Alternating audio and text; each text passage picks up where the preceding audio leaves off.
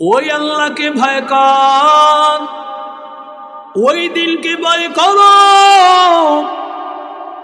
যেই দিন বান্দা আল্লাহর কাছে দাঁড়ানো লাগবে, যেই দিন আল্লাহর কাছে হিসাব দেওয়া লাগবে, ওই দিনকে বান্দা ভয় করো। ওয়াত্তাকু ইয়াওমান তুরজাউনা ফীহি ইলাল্লাহ ইয়া আইয়ুহান নাসু ইত্তাকু রাব্বাকুম ইন্না যালযালাতাস সাআতি শাইউন আযীম।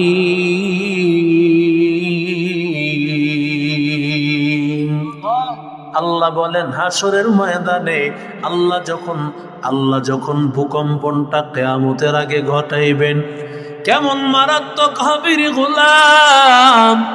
ইয়াউমা তারাউনাহা তাযহালু কুল্লু মুরদিআতিন আম্মা আরদাআত ইয়াউমা তারাউনাহা তাযহালু কুল্লু মুরদিআতিন আম্মা আরদাআত। প্রত্যেকটা সন্তান, যেই সন্তান তার সন্তানকে দুগ্ধ পান করায় মা তার সন্তানের কথা ভুলে যাবে। কোনো মা তার সন্তানের কথা কোনো সময় ভুলতে পারে না, সব কিছু ভুলিয়া যায়, সন্তানের কথা ভুলতে পারে না।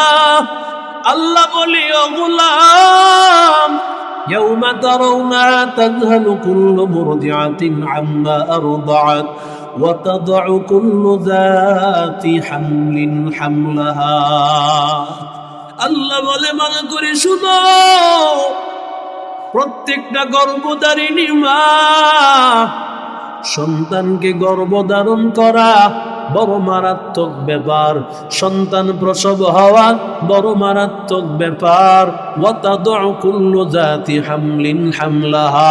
এত কষ্ট হয়, মনে হয় যেন সন্তান এই পেটে থাকার কারণে মার জানটা বের হয়ে যাবে।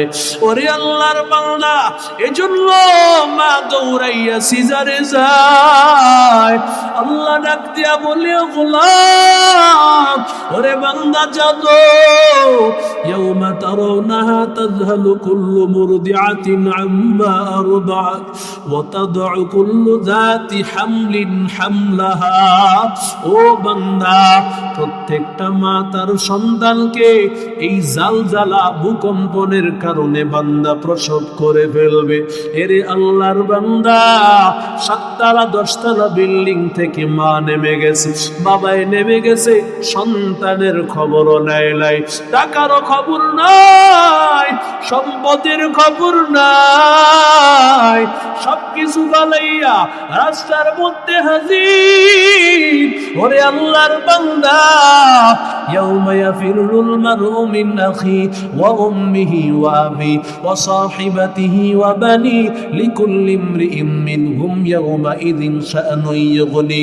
আল্লাহ যে বলেছেন, হাসরের ময়দানে বান্দা তার বাবা থেকে পালায়ন করবে, মা থেকে পালায়ন করবে, স্ত্রী থেকে পালায়ন করবে, ভাই থেকে পালায়ন করবে, বোন থেকে পালায়ন করবে, বন্ধু থেকে পালায়ন করবে, কেউ কারো পরিচয় দিবি না। আল্লাহর গোলাম, এই তো দুনিয়ায় আল্লাহ হাসরের ময়দানের চিত্রটা আমার আল্লাহ তাআলা ভূমিকম্পের সময় বান্দারে দেখায় দিয়েছে। জির আওয়াজ বেশি জোরে আনে, কথা কন না কেন? সব ফালায় দিয়ে দিছে দৌড়, না বাচ্চা নিয়ে দৌড় দিছে? আরে বাচ্চা রেখেই দিছে দৌড়। কোথায় টাকা, কোথায় পয়সা, কোথায় মা বাবা, যে যার মতো করে পারছে তো দিছে দৌড়। ঠিক কিনা জোরে বলে? এখানে যদি সব ফালায়া একটু সামান্য 5 সেকেন্ড 6 সেকেন্ডে 5 সেকেন্ড 8 দশমিক বা 6 7 দশমিক হয়েছে, এই সামান্য 5 সেকেন্ডে যদি এই অবস্থা হয়, তাহলে কিয়ামতের অবস্থাটা কেমন হবে একটু চিন্তা করা যায়? জোরে বলেন, একটু চিন্তা করা যায় যে কত ভয়ঙ্কর হবে। সবাই যখন দাঁড়াইয়া থাকবে, কানা মিকদারুহু 50 আলফা সানা, 50,000 বছর দাঁড়াইয়া থাকবে। এত কঠিন অবস্থা, 50,000 বছর বিচার কিছুই হবে না, এইভাবে দাঁড়ায় থাকবে। সবাই যখন পেরেশান হয়ে যাবে, এমন সবাই চিন্তা করবে বিচারটা শুরু হয়ে যাক। আল্লাহ বিচারটা শুরু করে দে। সবাই দৌড়াইয়া সর্বপ্রথম মানুষ আদম আলাইহিস সালামের কাছে উপস্থিত হয়ে যাবে। আল্লাহর বান্দাকে ডাক দিয়া বলবেন, ও আদম, আল্লাহ তাআলা আপনাকে আপনার রহমতের নূর দিয়ে আল্লাহ আপনাকে তৈরি করেছেন। আপনার মধ্যে রূহ ফুঁকে দিয়া আল্লাহ তাআলা আপনাকে সৃষ্টি করেছেন, এত দামি বানাইছেন, এত দামি করে আল্লাহ আপনাকে সৃষ্টি করেছেন। আরে আল্লাহর বান্দা, আপনি যদি আল্লাহর কাছে বলেন, এত বছর পর্যন্ত আমরা দাঁড়াইয়াছি, বিচার শুরু হয় না, আমাদের বড় কষ্ট হচ্ছে, আল্লাহর কাছে বলেন হিসাব নিকাশ করে আমাদেরকে জান্নাতি বান্দাদেরকে যেন জান্নাতে যায়, আল্লাহ যেন একটা ফায়সালা করে দেন। এবার আদম আলাইহিস সালাতু ওয়াস সালাম বলেন, আল্লাহ তাআলা আজকের দিনে এত রাগান্বিত, ইন্নাল্লাহ রাব্বি গাযিবা, আল্লাহ এত রাগান্বিত, আজকের আগে এতটা রাগান্বিত আর কখনো ছিল না।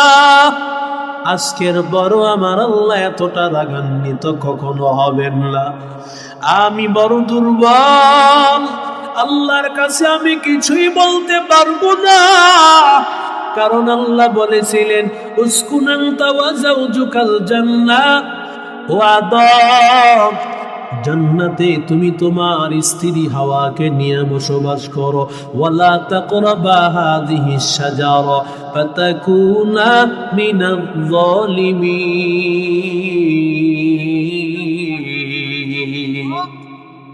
আল্লাহ বলেছেন, ওরে আদম, গাছের কাছেও যাইও না, যদি যাও তাহলে অবস্থা বড় খারাপ হয়ে যাবে, আমি আল্লাহর অর্ডার। আদম আলাইহিস সালাম বলেন, আমি আল্লাহর কাছে কি বলবো, কারণ আল্লাহ অর্ডার করেছিলেন গন্ধম ফল খাইও না, কিন্তু শয়তানের ধোকায় পড়ে খেয়ে ফেলেছি, আমি আল্লাহর কাছে কিছুই বলতে পারবো না। ওরে আল্লাহর বান্দা যুবক, এরে নবীর আশিক উম্মতির দল, ইযহাব ইলা নূহ, তোমরা নূহ নবীর কাছে যাও। সবাই দৌড়াইয়া নূহ নবীর কাছে যাবে।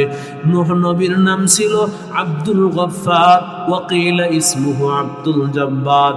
নূহ নবীর নাম ছিল আব্দুল জব্বার, কেউ কেউ বলেন তার নাম ছিল আব্দুল গফফার। কিন্তু আল্লাহ তাআলা নূহ নবীর নাম নূহ নবী কি করে হলো? মানে কান্না করা। নূহ নবী এত কান্না করেছেন, আল্লাহর কাছে এত কান্না করেছেন, কান্না করতে করতে নূহ নবীর নাম নূহ নবী হয়ে গেছে। আল্লাহু আকবার, আসতে বলেন আল্লাহু আকবার। রে আল্লাহর বান্দা, একজন নবী কি পরিমাণ কানতে কানতে তার নাম নূহ হয়ে গেছে। পরে আল্লাহর বান্দা, সব মানুষেরা আসিয়া বলবে, ও নূহ নবী, আপনি এত দামি নবী, কারণ আল্লাহ আপনাকে বড় মায়া করেন, মায়া করি আপনার নাম আল্লাহ দিয়েছেন নূহ, আপনি আমাদের জন্য আজকে আপনি সুপারিশ করেন। নূহ নবী বলেন, না না, আল্লাহ এতটা রাগান্বিত হয়ে আছে, আমি আল্লাহর কাছে কোনো দোয়া করতে পারবো না, কারণ আল্লাহ তাআলা প্রতিটা নবীর আল্লাহ একটা স্পেশাল আল্লাহ দোয়া দিয়েছিলেন, সেই দোয়াটা হলো মুস্তাজাবা। আল্লাহ যেই দোয়াটা বান্দা করবে দোয়াটা কবুল হতে দেরি হবে না।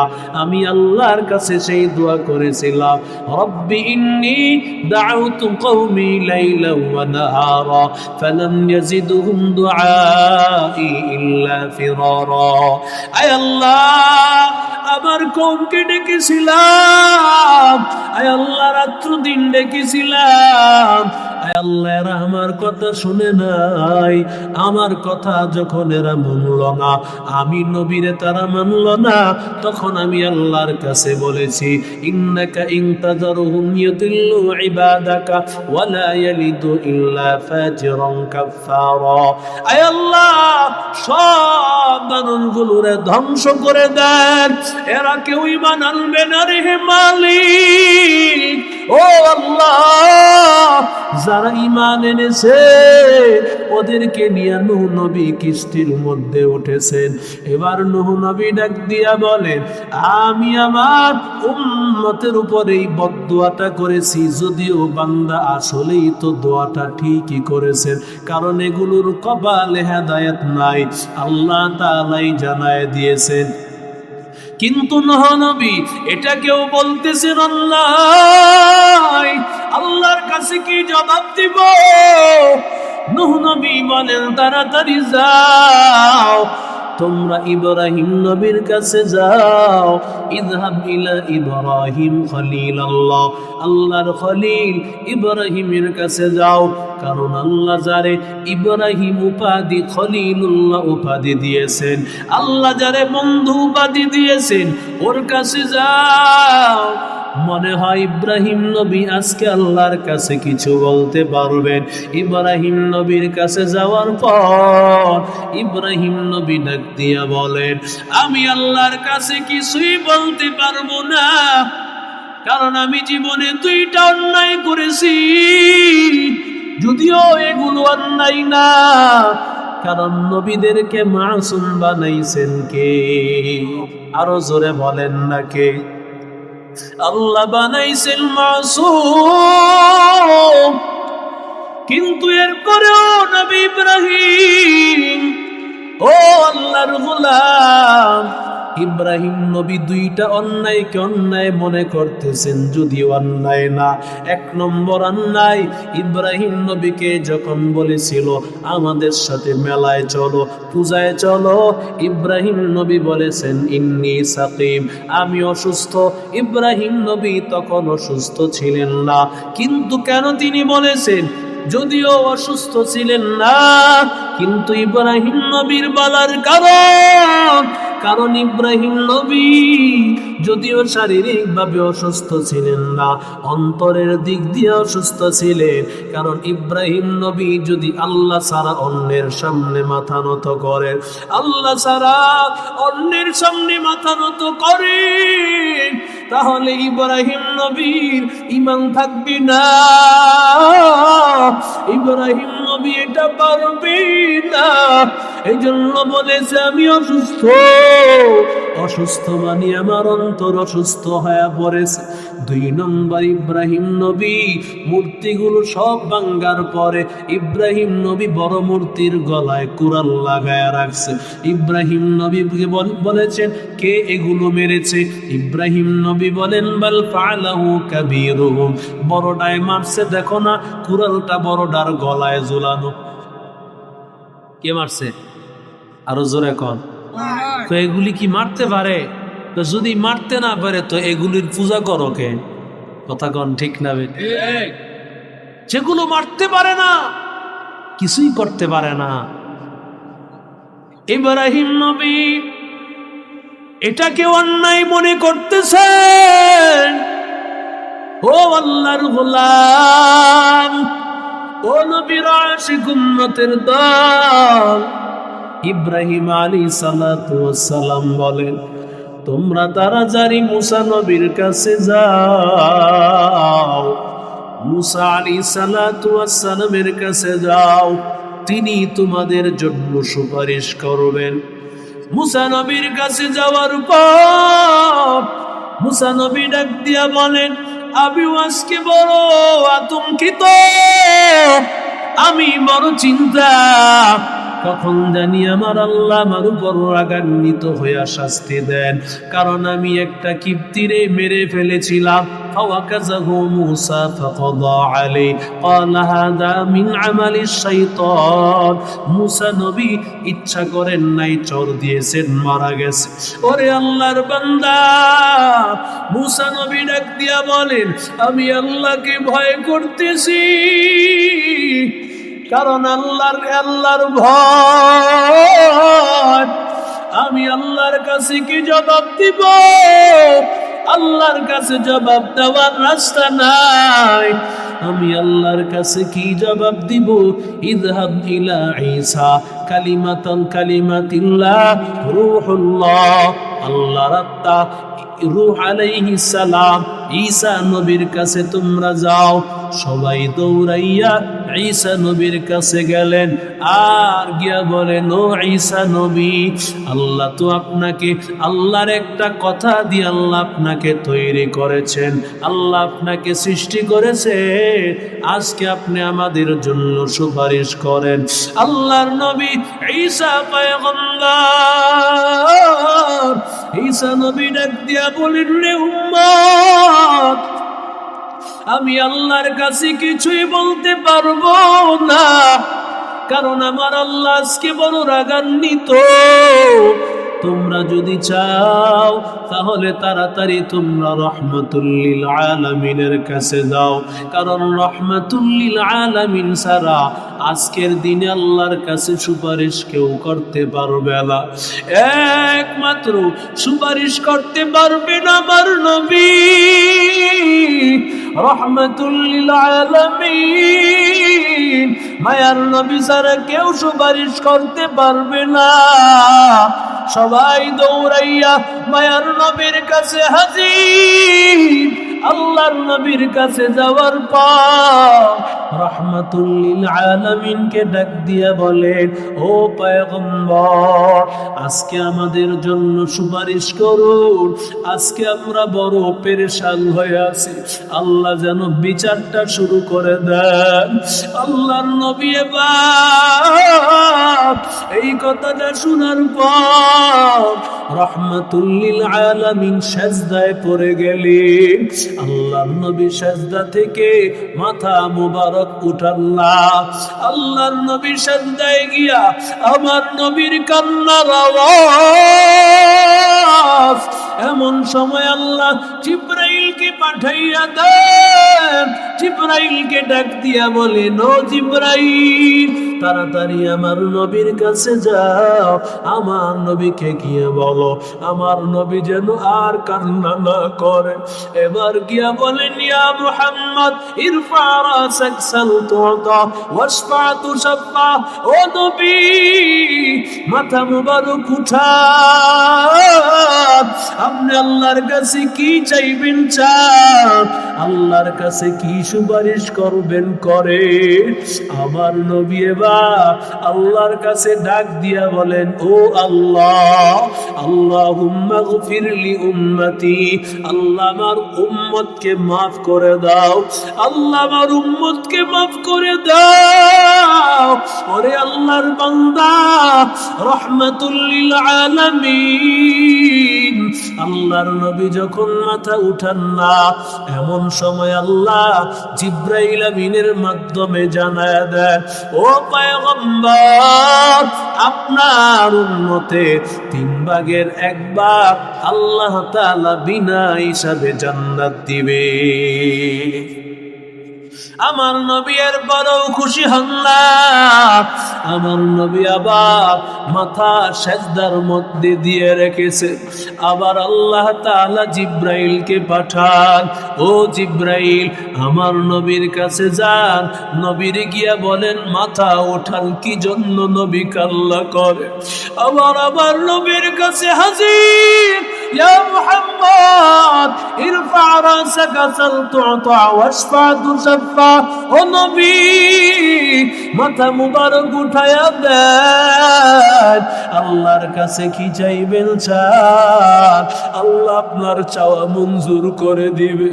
ওরে আল্লাহর বান্দা যুবক, আমার নবী বলেন আল্লাহুম্মা গফির লি উম্মতি, আল্লাহ আমার উম্মতকে বাঁচান, আমার উম্মতকে বাঁচান। আল্লাহ জানাইয়া দিলেন ও পয়গম্বর, আপনার উম্মতের 3 ভাগের 2 ভাগ আমি আল্লাহ জান্নাতি বানায় দিব। নবী আমার এরপর খুশি হন না। আমার নবী এরপরও যখন সিজদায় পড়ে কান্নার আওয়াজ, আল্লাহ ডাক দিয়া বলে ও নবী, মাথা মুবারক উঠান, কেন কান্না করেন? নবী বলেন আল্লাহুম্মা গফির লি উম্মতি। আল্লাহর নবী ডাক দিয়া বলেন ও আল্লাহ, আপনি বলেছেন ওয়ালা সাউফা ইউতিকা রাব্বুকা ফাতারদা। ও নবী, আমি আপনাকে দিতেই থাকবো, দিতেই থাকবো। আপনি নবী যতক্ষণ না সন্তুষ্ট না হবেন, ও আল্লাহ, আমার একটা উম্মত জাহান্নামে থাকবে, আমি নবী সহ্য করব না। আমার সবগুলো উম্মতকে সুপারিশ করার অনুমতি দেন। আল্লাহ ডাক দিয়ে বলবেন ও পয়গম্বর, আমি আল্লাহ অনুমতি দিলাম, আপনার উম্মতকে আপনি সুপারিশ করে জান্নাতে নিয়ে যাবে। ওগো নবীর উম্মতেরা হয়ে আজি দিশে হারা, কোরআন হাদিসের চলো, কোরআন হাদিসের চলো, যখন যাহা চাই মনে, নবী বিনে কে তরাবে ফুলসিরাত মিজানে, নবী বিনে কে তরাবে ফুলসিরাত মিজানে। ওগো নবীর উম্মতেরা হয়ে আজি দিশে হারা, ওগো নবীর উম্মতেরা হয়ে আজি দিশে হারা,